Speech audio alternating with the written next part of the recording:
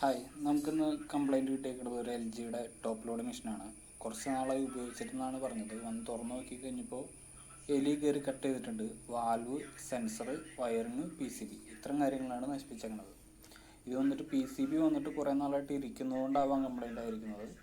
ഇത് നമ്മൾ റെഡിയാക്കിയിട്ട് കൊണ്ടുവന്നിട്ടുണ്ട്. നമുക്കൊന്ന് ഫിക്സ് ചെയ്ത് നോക്കാം.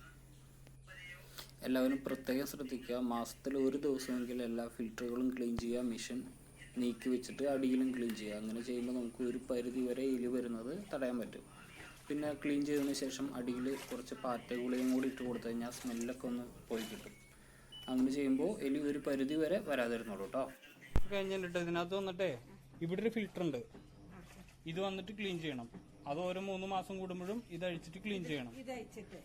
അതായത് ഈ ടാപ്പ് ആദ്യം ഓഫ് ചെയ്യുക. അത് കഴിഞ്ഞിട്ട് ഇത് കുപ്പിയുടെ അടപ്പ് തുറക്കണവരെ തുറക്കുക.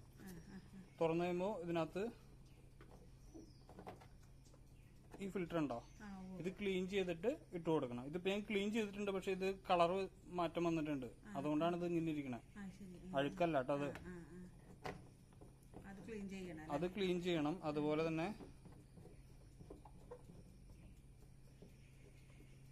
ഇതിന്റെ അകത്തൊരു ഫിൽറ്റർ ഉണ്ട്.